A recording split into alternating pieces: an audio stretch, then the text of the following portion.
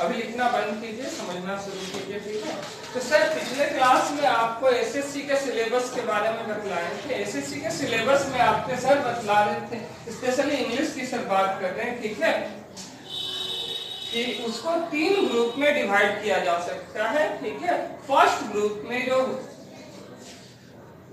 Questions आते हैं वो वर्ड पावर से रिलेटेड क्वेश्चंस आते हैं। किस किस फॉर्म में आते हैं वर्ड पावर से रेलेवेंट क्वेश्चंस, वो इस प्रकार से है। फर्स्ट वन है सिनोनिम्स। सिनोनिम्स अर्थात पर्यायवाची शब्द जो बचपन में हम लोग पढ़ते आ रहे थे। जैसे पहाड़, तो पहाड़ का पर्यायवाची शब्द जो हम लोग पढ़ते थे पर्वत, भूदर, मेरु, अचल, गिरि, ठीक है। तो इसको हम लोग एक लाइन में याद कर लेते थे, पहाड़, अचल, गिरि, पर्वत, भूदर, मेरु, ठीक है।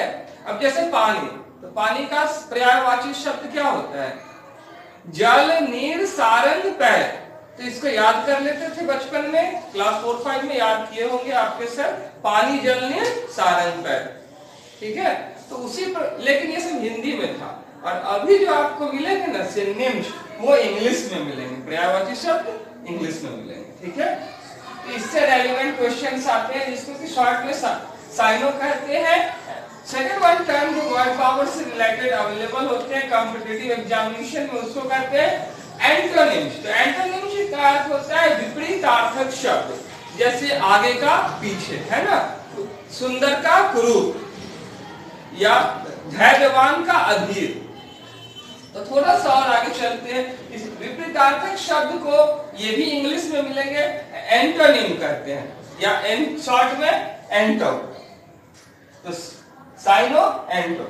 उसके बाद जो थर्ड टर्म होते हैं वो है इडियम्स एंड फ्रेजेस। इसकी झलक आपके सर एक क्लास में दिखा चुके हैं, इडियम्स एंड फ्रेजेस में, है या नहीं है हरे राम सर?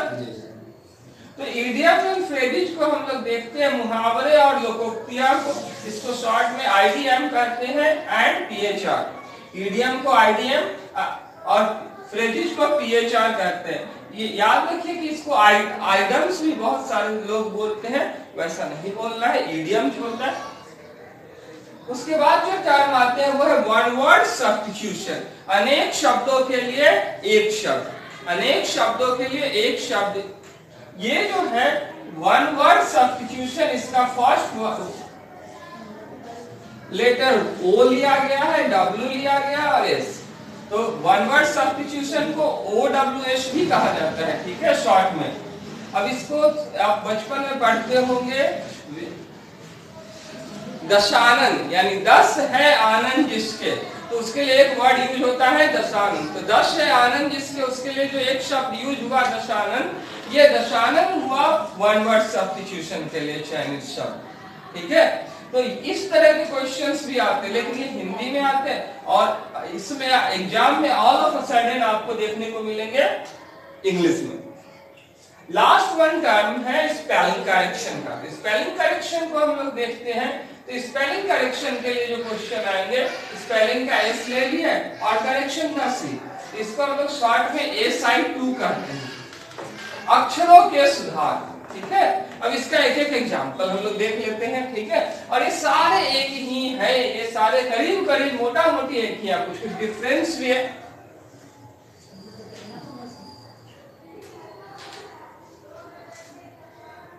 जैसे एक वर्ड हम ले लेते हैं यहाँ पे, इसको हटाइए,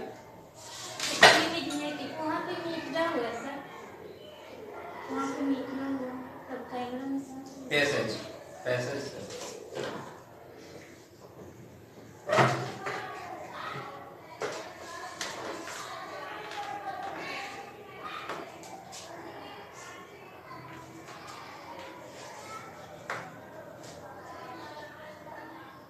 ये क्लियर है।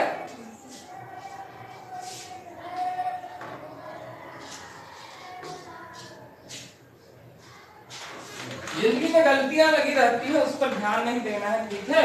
छोटी मोटी गलतियां लगी रहती है। जैसे अभी एक व्यक्ति थे, उन्होंने कहा कि सर आप बाइक पीछे कर लीजिए, हमको ही कहा, जबकि आपके सर के गाड़ी सही जगह पे लगे हुए थे। फिर भी सर ने बाइक पीछे करने पर पूछा कि कहाँ लगा, तो उन्होंने कहा कि इस जगह लगा लीजिए, हम आराम से निकल जाएंगे। हम वहां लगा लिए और वो आकर के सीधा मार दिए। और उनको चिल्ला रहे हैं कि भाई साहब अरे गाड़ी है लग जाएगी, लेकिन फिर भी वो मार रहे। तो ऐसे में इंसान अगर कोई दूसरी प्रवृत्ति का होता तो बहुत भयानक झगड़े कर सकते हैं। ठीक है कि आपने एक तो कहा गाड़ी हटाने को, गाड़ी भी हटाने को तैयार हो गए, आपने जहां कहा वहीं लगाने को, जैसे कहा वैसे ही लगा दिए, उसके बावजूद आप ऐसे कर रहे हैं।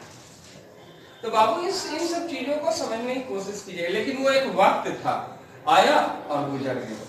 अब उनकी यात्रा है, उनकी जिंदगी है, उनका अंदाज जो है वो थोड़े ना बदल जाएगा, अब परिणाम भी उनके हैं। थोड़ा सा और आगे हम लोग चलते हैं। ठीक है, तो अभी हम लोग बात कर रहे थे सिनोनिम्स की।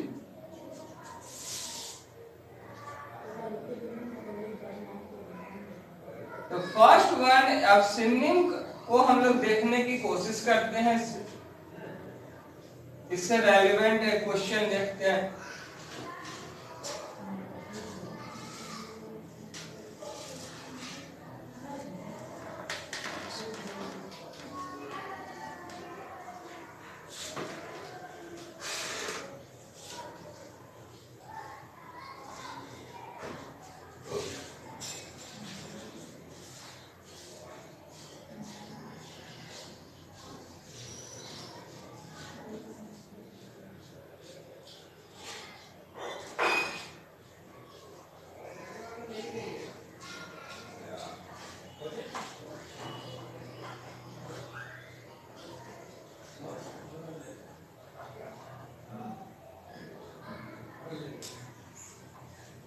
अब इसको कैसे बनाइएगा?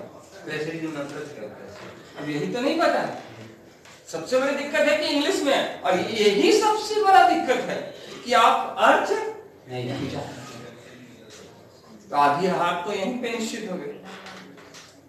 जब आप अर्थ ही नहीं जानते हैं, अब आप जानबूझ करके एक क्वेश्चन ऐसा देगा जिसका मेन ही वर्ड ऐसा देगा जिसका अर्थ आपको, तो आप चयन कैसे कीजिएगा? है ना बहुत बड़ी समस्या। अब चलिए यहाँ पे आपको क्या करना चाहिए, अब प्लेसिड का मतलब पता होना चाहिए, हमारा जो मानना है। फिर काम का भी मतलब, क्योटिक का भी मतलब, सही उच्चारण, इसको कालम भी कुछ लोग बोल सकते हैं, नहीं काम होता है, इसको क्योटिक कहते हैं। उसके बाद हेल्पफुल होता है, जेंटल होता है, ये सब मतलब पता होना चाहिए। तभी जाकर के ना आप सबका मतलब जानते हैं तो राइट वर्ड का सिलेक्शन करेगा। मतलब ही नहीं जानते, इसकी गहराई में एनालाइजेशन भी करते हैं आप, कौन सा मोती कहाँ लगेगा ये तो तभी डिसाइड करेंगे जब आप एक पारखी है। और बहुत बड़ा विद्वान होने के लिए, सबसे बड़ा विद्वान होने के लिए सब नहीं कहते हैं, आपको इतना विद्वान होना है कि आप एग्जाम का क्वेश्चन बना सके। इससे कम है तो गुजारा नहीं होगा, बस इतना ही जान लीजिए। ऐसा नहीं कि सबसे बड़ा विद्वान आपके सर बनाने जा रहे हैं, वो ना आप हो सकते हैं, ना ही आपके पास समय है, और ना ही सर बनाने जा रहे हैं। लेकिन इतना होना चाहिए आपके पास समझ कि आप एग्जाम का क्वेश्चन डिकोड कर सकें। काम हो सकता है कैसे होगा? क्योंकि हार्मफुल तो अलग है और जेंटल। अगर सही भी है तो कैसे है? क्वेश्चन ये उठता है कि काम कैसे होगा। प्लेसिड का मतलब क्या होता है? अस्थायी प्लेस। प्लेसिड का मतलब अस्थायी कैसे हो गया? प्लेस मतलब तो स्थान होता है, प्लेस और प्लेसिड का कोई लेना देना नहीं है।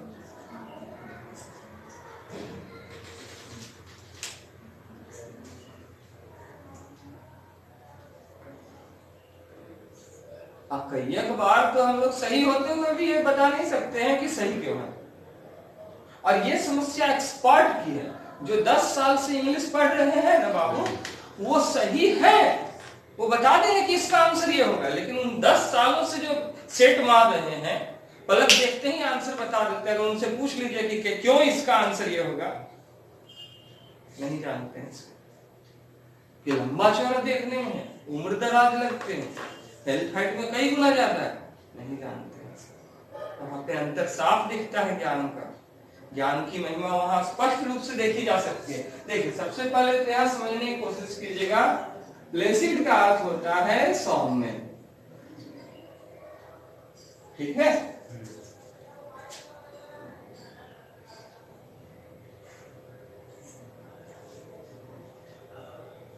सो chaotic का अर्थ होता है, थोड़ा सा पढ़ा लीजिएगा सर, वीडियो में बड़ा आ जाएगा। वो बोल देंगे।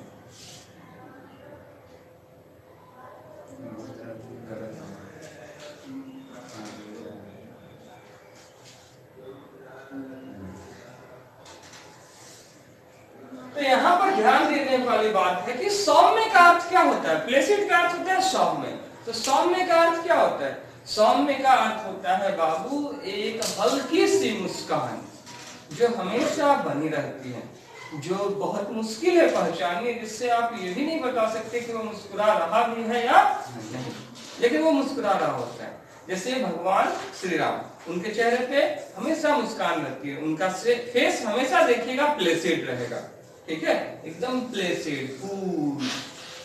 तो प्लेसिड का अर्थ होता है सौम्य। सौम्य यानी प्रशांत, सौम्य यानी प्रशांत, ठीक है। जितना शांत होना चाहिए उससे थोड़ा सा ज्यादा शांत। तो जाहिर सी बात है कि ये उपद्रवी तो हो नहीं सकता, क्योटिक नहीं हो सकता, हेल्पफुल भी नहीं हो सकता, जेंटल नहीं हो सकता। ये शांत भी नहीं है, शांत से ज्यादा अच्छा है, लेकिन सिनोनिम का अर्थ होता है उससे मिलता जुलता, उसके आसपास, हूबहू वही नहीं। सिनोनिम का अर्थ होता है द मोस्ट सिमिलर वर्ड, सर्वाधिक मिलता जुलता शब्द। तो जाहिर सी बात है सर्वाधिक मिलता जुलता शब्द यहाँ पे कौन हो जाएगा? काम हो जाएगा। क्लियर है? तो देखा आपने, आप सही होते हुए भी खुद को प्रूव नहीं कर पा रहे। काम में शांत ये होता है, और प्रशांत का अर्थ है कि शांत से भी थोड़ा ज्यादा, धैर्यवान भी है वो, शांत भी और धैर्यवान भी है। अब थोड़ा सा और आगे चलते हैं, इसी को रिवर्स कर देगा, इसी को क्योटिक कर देगा। तो क्योटिक का अर्थ क्या हो जाएगा? इसी का अगर नंबर 2 सेम क्वेश्चन रहेगा, सिर्फ एंटो कर देगा।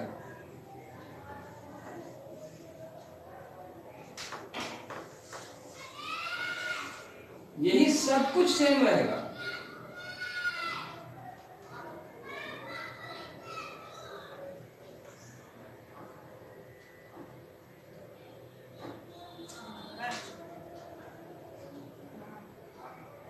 भाई साहब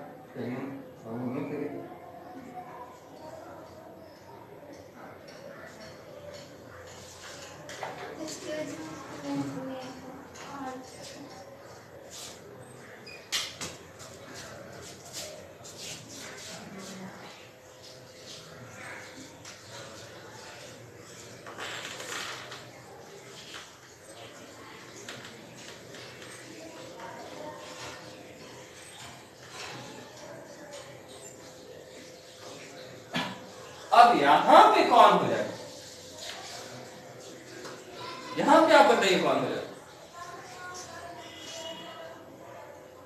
मतलब क्योटिक सर।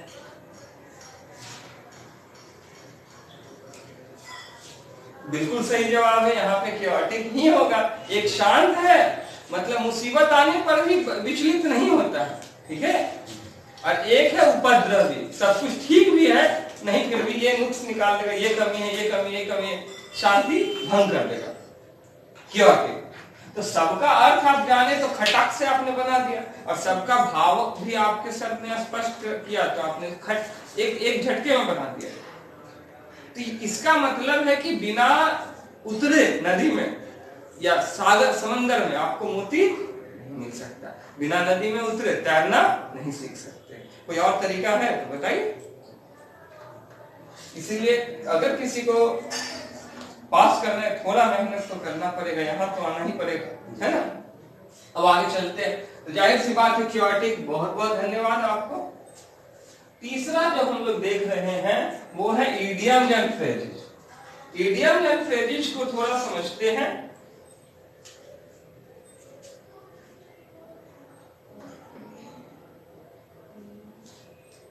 एक वर्ड है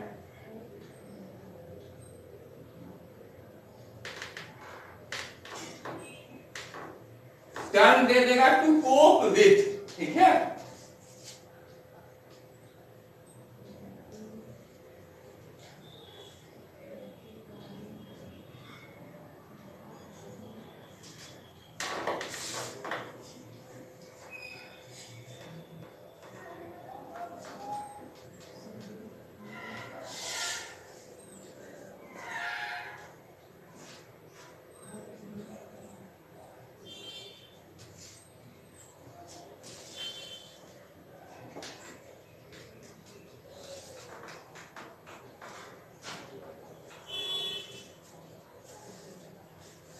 अब इसमें क्या होगा, ये इतना बार आया है कि आपके सर को लग रहा है कि इससे बढ़िया एग्जाम्पल हो ही नहीं सकता। तब इसका आंसर क्या होगा, तो यहाँ पे आप फंसेंगे। वैसे बताइए क्या होगा, स्ट्रगल। अब आपने कहा स्ट्रगल, आपने क्या कहा, वो का प्रयोग हम कहीं कोई फिल्म में सुने, मिलिट्री की फिल्म में सुने को। जरूर सुने होंगे, हमारा क्या लगता है मिलिट्री के फिल्म में ही ज्यादा यूज होना भी चाहिए। आगे चले, उसी में सुना। जी सर। बोलिए।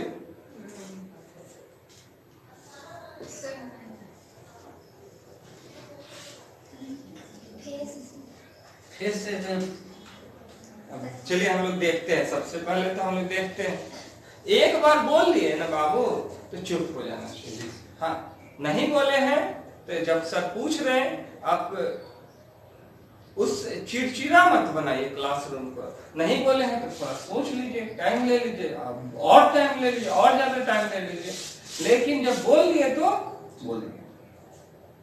अब ये भी वो भी वो भी वो भी वो भी नहीं तो फिर अगले की बारी कब आएगी, और भी लोग हैं। अब थोड़ा सा आगे चलते हैं हम लोग, टू कोप विद को हटा देते हैं हम लोग इसको देखते हैं पहले। एनहांस का अर्थ होता है बढ़ाना, इनहैंस का अर्थ क्या होता है, बढ़ाना, ठीक है। एनेबल योग्य बनाना, स्ट्रगल संघर्ष करना, फेस सामना करना, कोप विद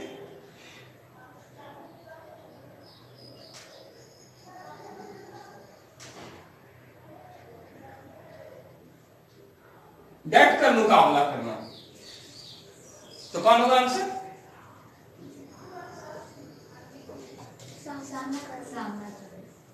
अब तो सब बोल दिए, अब तो सारे लोग बोल देंगे, हल्का सा वो छूट गया। दरअसल ये दोनों एक ही है,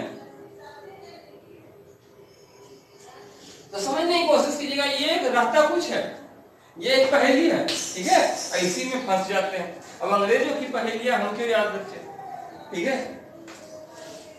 डट कर मुकाबला करना, तो कोप विद, हालात का कभी भी कोप विद किया जाता है।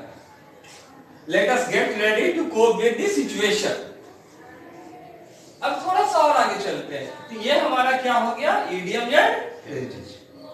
ये टेक्निकली काफी साउंड होता है और इतना बार आया है, पीओ में भी हम देखे हैं, कलर्क में भी देखे हैं, सेट बनाने के दौरान, सालों साल के दौरान, सेट बनाने के दौरान देखे हैं। और उसके बाद फिर यहाँ तो माहौल ही नहीं, यहाँ छोटे छोटे बच्चों को तैयार कर रहे हैं। यही सब बच्चे बड़ा होकर के जनरल कंपटीशन की तैयारी करेंगे तो मोहल्ले का रौनक ही बदल जाएगा। जो चाहे ऋषभ हो, आर्यन हो, सब बड़े होकर के कुछ ही सालों में देखिएगा, 5-6 सालों में कहां से कहां हो जाएंगे। स्पोकन होगा ना, अब हमको खुशी आ गया। हाँ होगा, बोले ना कि हमको खुशी आ गया स्पोकन। चलिए थोड़ा सा आगे चलिए। लेकिन ये बात आपको कैसे पता चला कि स्पोकन होगा? नहीं पता, हम लोग बातचीत करते हैं ना, हम तो सरप्राइज देना चाह रहे थे सबको। थोड़ा सा और आगे चलते हैं हम लोग। तो आपने इडियम एंड फ्रेजेस भी देख लिया है। वन वर्ड सब्स्टिट्यूशन को समझने की कोशिश कीजिएगा। One word substitution,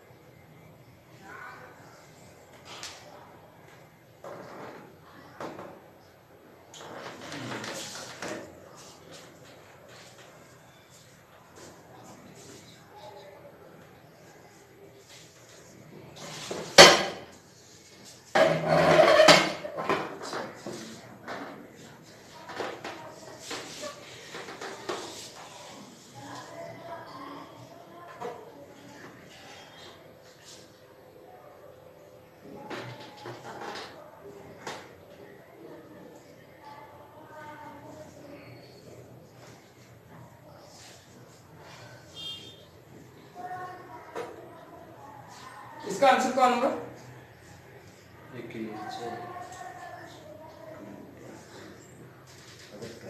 aliens. इसका तो आंसर बताना नहीं चाहिए था सबको। एलियन। ये तो हम फर्स्ट वर्ड है आप लोगों को जो दिए हैं, एससी हार्डवेयर का फर्स्ट वर्ड यही है। उसी पे ध्यान रहा। बोल देना चाहिए था। अब अ creature connected with the other planet, एक जीव जो दूसरी दुनिया से, दूसरे ग्रह से संबंध रखता हो, क्या कहलाएगा? एलियन यानी परग्रही। लेकिन फिर भी ये तो हो गया, पर इन सब का क्या? कोई पूछ देगा ऑर्निथोलॉजिस्ट मतलब कोई नहीं बता पाएगा। और नहीं है ना? हाँ हाँ, एस्ट्रोलॉजी तो जानते हैं, ऑर्थोलॉजी। एस्ट्रोलॉजी कहाँ दिख गया आपको सर? एस्ट्रोनॉमी है। तो वही जो सौर मंडल के बारे में पढ़ाई पढ़ता है उससे को बोलते हैं सर। सौर मंडल की तो बात ही नहीं है। एस्ट्रोनॉमी का मतलब सौर मंडल से तो कोई लेना देना ही नहीं है। बाबू लिखिए लिखिए जल्दी। एस्ट्रोनॉमी का अर्थ होता है खगोल शास्त्री, जो पूरे अंतरिक्ष या ब्रह्मांड का अध्ययन करता है, beyond the solar system. Solar system भी उसका एक पार्ट है, लेकिन वो वहां तक लिमिटेड नहीं है।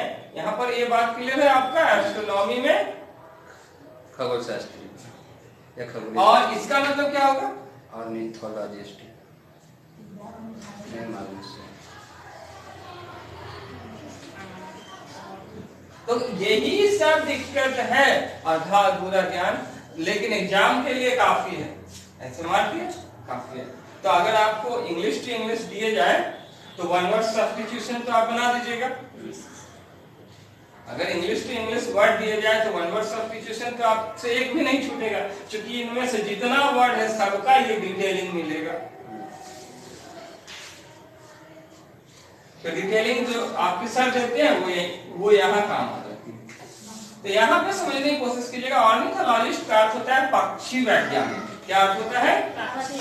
जो पक्षियों का अध्ययन करते हैं उन्हें कहते हैं पक्षी वैज्ञानिक, यानी ऑर्निथोलॉजिस्ट। और एस्ट्रोनॉमी का अर्थ होता है खगोल शास्त्री या खगोल वैज्ञानिक, ठीक है, जो अंतरिक्ष का अध्ययन करते हैं। और आइकोनोक्लास्ट का अर्थ होता है रूढ़ि भंजक, जो पुरानी डकियानुसी चीजों पे चोट करता है, उसको बदलता है, ठीक है, जो बकवास सदियों से चले आ रहे हैं उस पर उसको हटा करके, उस माया जाल को तोड़ करके सच्चाई को सामने लाता है, उसे कहते हैं रूढ़ि भंजक।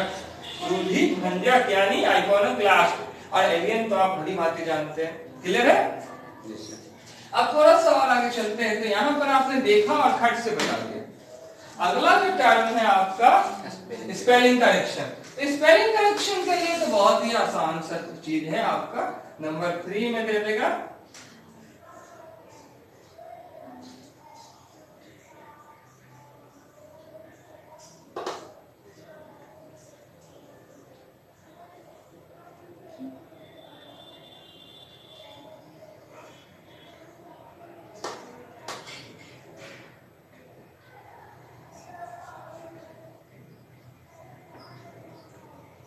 Find the correctly spelled word.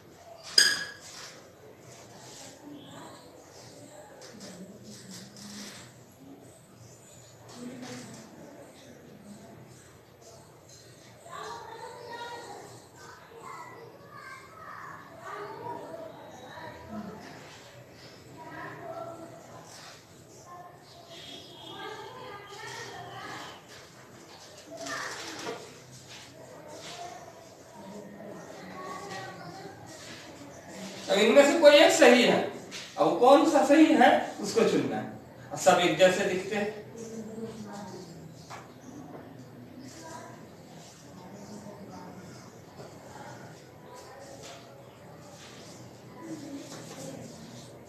तो तो ये वही बना सकता है बाबू जो हमेशा से सही लिखने का एकदम आदी हो गया, सही करने का आदी हो गया, गलत काम उससे होता ही नहीं। तो उसकी नजरें जाएगी तो गलत चीजों को देखेगा तो तुरंत सही कर देगा कि नहीं यहाँ पे ये सही होगा, खट से बना देगा इसको। क्योंकि गलत चीजें दिमाग में जाती है तो वो तुरंत फिल्टर कर लेता है, एक सेकंड से भी, सेकंड के आई थिंक 1000वें भाग से भी तेज। क्या लेफ्टिनेंट लिखा हुआ है, हम लोग पढ़ नहीं आ रहा, क्या लिखा हुआ है?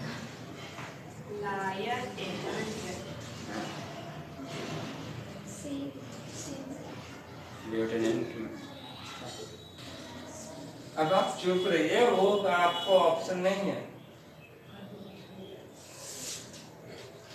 आपने अपनी बात रख दी है। देखिए वाकई में ये लेफ्टिनेंट ही लिखा हुआ है, ठीक है, लिखा, इससे पहले इसका जिक्र हम कर चुके हैं और एग्जाम में ये क्वेश्चन कई बार आ चुके हैं। हाँ लेफ्टिनेंट लिखा हुआ है और कुमकुम के दौरान हम इस बात का जिक्र कर चुके हैं लेफ्टिनेंट का। क्योंकि एग्जाम में मेरे पास है क्या, वही बंदर वाला हाल है कि बंदर को नींबू के पेड़ पर बैठा हुआ है तो नींबू ही देकर मारेगा। आपके सर के पास क्या है, ज्ञान है, तो ज्ञान ही से मारते हैं। तो इसको समझने की बहुत ही जरूरी जो आवश्यकता आन पड़ी है वो यही है कि इसमें लेफ्टिनेंट में एफ का कहीं पे पता नहीं चलेगा। अब इसके आंसर जो है कि कोई कुछ कर रहे कोई कुछ कर रहे, लेकिन इसके आंसर जो है हम गौर कीजिएगा कि हम इस वर्ड को सबसे आसानी से लिख लिए हैं क्योंकि ये वर्ड सही है। सही लिखना हमारे लिए बहुत ही आसान है, गलत लिखने के लिए सोचने पड़ते हैं। इसको कहते हैं स्पेलिंग करेक्शन। इसको क्या कहते हैं? Spelling correction. 5th नंबर में स्पेलिंग करेक्शन। क्लियर है यहाँ तक? तो बस स्पेलिंग करेक्शन में इसी तरह का क्वेश्चन आएगा, इस वर्ड पावर से संबंधित इतना क्वेश्चन आएगा, ठीक है। अब इसमें आपका 25 नंबर का है, ठीक है। तो 25 नंबर का अगर क्वेश्चन है तो हर एक ग्रुप से अगर उसको देना है, ठीक है, तो group A, group B, group C, इससे देना है तो इस ग्रुप से वो देगा 10 नंबर का, ग्रुप सी से वो 10 मार्क्स का क्वेश्चन देगा ही देगा, और ग्रुप बी से भी वो 10 मार्क्स का देगा, ठीक है। लेकिन इससे वो दे देगा 5 मार्क्स का, ठीक है। वर्ड पावर से संबंधित वो 5 मार्क्स का दे देगा, तो हो गया 25। कभी इसमें बढ़ा सकता है तो इसमें घटा सकता है और इसमें बढ़ाए रखेगा। कभी हो सकता है कि इसमें और इसमें बढ़ा दे तो यहां कम करेगा। उसको टोटल कितना पुराना है? 25 क्वेश्चंस, जो कि 50 मार्क्स के होते हैं। ईच क्वेश्चन अभी 2 मार्क्स के होते हैं और पहले के टाइम में हर एक क्वेश्चन 1 मार्क के हुआ करते थे और 50 क्वेश्चंस हुआ करते थे इंग्लिश के। समझ में आ रही है बात? अब आप लोगों को देखना है, यहाँ तक में कुछ पूछना है, पूछिए। सर यही कि हम लोग को मीनिंग का मतलब जानना जरूरी है। मीनिंग जब तक का मतलब नहीं जानेंगे, जब तक उसको कोई क्लियर नहीं कर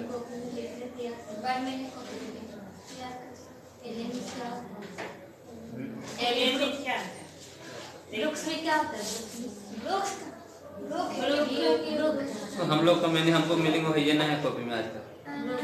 मतलब हम 3 को लेना चाहिए ना सर, लिखती है तो ध्यान नहीं देते हैं। वो का मतलब पड़ रही ठीक, वृक्ष का मतलब टूटा हुआ, टूटना ऐसे सर सहन करना, क्लाइंबर न जानता यहाँ पे उसको नोट करके उतारे सर कि उसको मिटाए। नहीं नोट कीजिए, आप लोग उतारना है। आप लोग अगर उतारिएगा नहीं तो एग्जाम्पल के तौर पे रहेगा कैसे? हो सकता है बाबू कि एग्जाम में यही क्वेश्चन आ जाए। ये 4 नंबर है ना सर, 4 नंबर को सभी ऑप्शन का थोड़ा सा हिंदी लिख दीजिए। 4th नंबर का सभी का हिंदी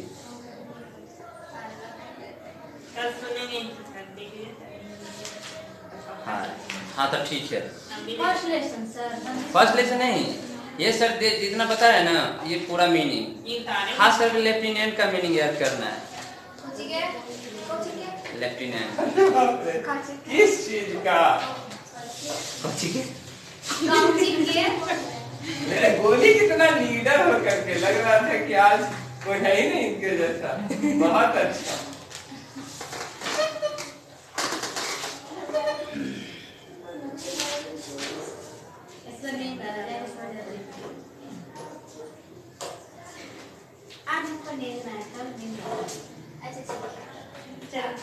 अरे हमें उच्चारण पे लिखना है। अच्छा ठीक है, यहाँ से